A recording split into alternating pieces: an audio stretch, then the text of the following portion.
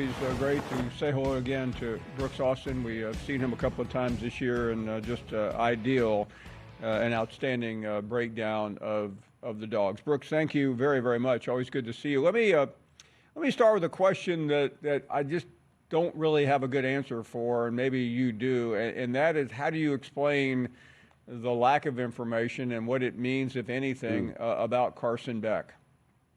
So I think the lack of information is a classic Nick Saban, Kirby Smart ploy, right? You have a starting quarterback and a questionative number of games that you might potentially be playing, right? It's not just about controlling information for the Sugar Bowl. I think everyone kind of expects Carson Beck to, if not already have been ruled out of that football game, I don't think anybody expects him to play in that one. I think the controlling of the information right now, in terms of the lack of information that's getting out, is far more about controlling it for the future opponents that they may or may not play down the road. I think everyone around the space and around the beat kind of expects Gunnar Stockton to be the guy in the Sugar Bowl, and no one really expects Carson Beck to be there. I also think, as you mentioned in the segment before, Paul, I think they're still out here seeking further and further opinions on what's going on right now medically. I think they've kind of put in the rearview mirror the concerns about the UCL ligament in and of itself, or else, like your caller mentioned earlier, I think they would have already had that surgery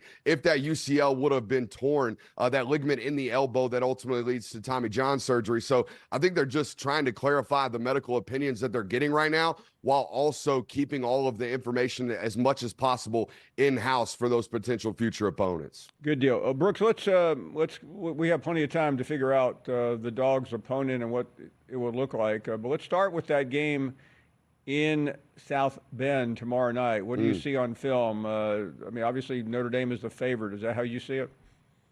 Yeah, I do. And look, when you're talking about Indiana football this year, they've had tremendous success on the offensive side of the football, really well designed. But the teams that have given them problems are the blue chip rosters, the really, really talented rosters that have the body types and the bodies on the interior of their defensive line to hold up that run game and really eliminate that run game. They were held for 1.7 yards per carry in that Michigan game and in that Ohio State football game. They stick out like sore thumbs on the game log. So going into tomorrow's football game, I'm very curious to see, can Notre Dame, a football team that without their starting nose tackle 2 weeks ago against USC, gave up over 200 yards in rushing, can they make this Indiana football team as one-dimensional as the other top 15 rosters that they've played this year, right? When you go up against the defenses, the caliber of Michigan and Ohio State and even Notre Dame this year, can you create and establish a sustainable run game?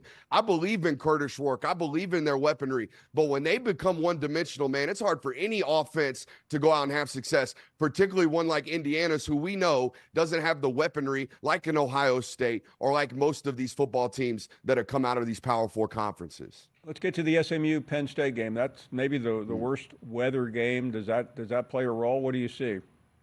Yeah, you would certainly imagine, right? A football team in SMU traveling up from the Fort Worth area where it's, north of 60 degrees today, going to go up there this week and get into a cold battle football game. The scary thing for me going into this one, Paul, is watching that film from Penn State and Oregon last week. And we know Oregon is a wagon. We know Oregon's offense is really, really good. But it wasn't like, to start that football game, Penn State was out here getting whipped by a man across from them. No, it was a matter of confusion. They had a lot of defensive players looking to the sideline with their hands up like this, looking for a call or looking for confirmation of a call. Meanwhile, Oregon's running the ball right down their throat or throwing it past everybody down the field for explosive drives to start the football game. Well, here's the deal. That's exactly what SMU can do as well. They're a football team that's trying to create confusion with pace and alignment. So I wonder how much of that can travel for SMU as well when we got a lot of pre-snap motion and a lot of what I call window dressing, Paul. When that stuff don't necessarily travel as well with 106,000 screaming Nittany Lion fans,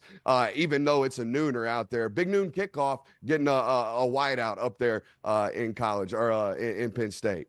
Clemson heads to Austin Saturday afternoon. What do you see? I see a potential rock fight a brewing, Paul, and that's what I told you before the SEC championship game. I think we got a defensive battle maybe on the horizons. I think Clemson's defense, Paul, has the exact recipe required to kind of withhold or withstand all that talent and all that scheme that Texas has made available for them. There are really 4 games on Texas's entire game logs this year that kind of stick out, and they stick out on the film as well. It's obviously the 2 matchups against Georgia. I think in those 2 games combined, they were held less than 70 yards rushing. So when you have a passing attack that's predicated off of play action and being able to draw the attention of safeties and second-level defenders, you have to be able to run the football, to throw the football. So is Clemson going to be able to, eliminate or at least limit that rushing attack from Texas? I certainly believe so. Guys like Peter Woods is a big, massive physical football player, going to play on Sundays, likely going to be drafted inside the top 60 in the upcoming draft. They have the ability, DJ Capehart, that entire inside linebacker room, they're big and physical football players, Paul, and they historically have been able to limit teams from running the football, and they have the ability to cover. I think Clemson certainly has the ability to win that football game in a 17-10 fashion.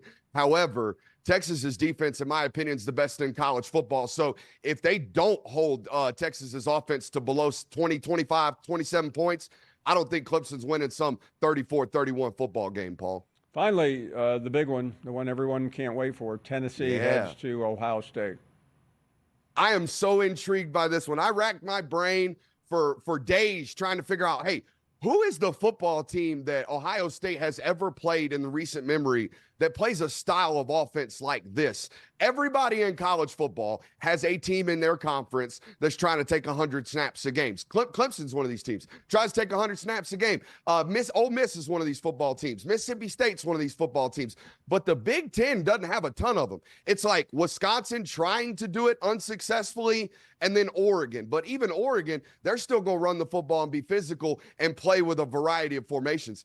Tennessee, you got to account for the pace and you got to account for the space. They haven't played an offense like this, Paul. I expect some type of, shock and awe factor early on in this football game. Is Ohio State going to be able to settle in? The other thing on the other side of the ball for Ohio State, Paul, they have not been able to run the football successfully against really stout defenses, and that's exactly what Tennessee's got. Going into this one and not looking at the film and just looking at it on paper, I was like, hey, Ohio State's got the home field advantage, super talented football team, should be able to run the ball. I'm going to pick Ohio State. And then I go watch it on film, and I see Tennessee's passing offense really starting to gel together and create some explosivity against Vandy. We know they can run the football. We know the defense is stout. I know the quarterback's far more capable. I think I'm leaning Tennessee in this one, completely opposite of what I feel like Vegas is. They got it well more than a touchdown in favor of Ohio State. Well, if that happens, I'll take over. I'll leave the film room to you, but the pontificating and the bloviating, I'll help you out because I think I can well describe what that scene's going to be like.